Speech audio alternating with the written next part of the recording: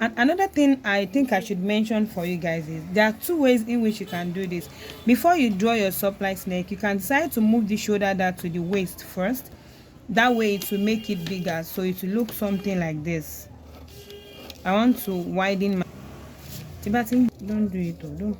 So you see, I've closed my shoulder dart now. My waist dart has been increased. Then after you've closed your shoulder dart and move it to the waist dart, then you can now do your surplice. It's still the same process I followed earlier. I will follow, draw my surplice, then remember, close the dart. I move the dart here, close this, and I will also move the dart to the side. You see, it's the same process. The only thing that is different now is I've moved my shoulder dart to the waist, and by the time I close this automatically, see, by the time I open this now, then you see what will happen. This way, you see, it has made my side waist dart even wider than it was, which means I can decide to leave this the way it is and turn it to gathers, or we do the diversion gathers that I did for you earlier.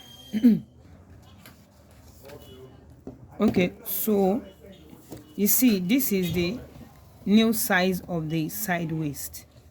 Now I can decide to leave this space to form the gathers, and if you want it fuller than what it is, then you can now do what I did in the previous draft. That's the diversion process of forming gathers.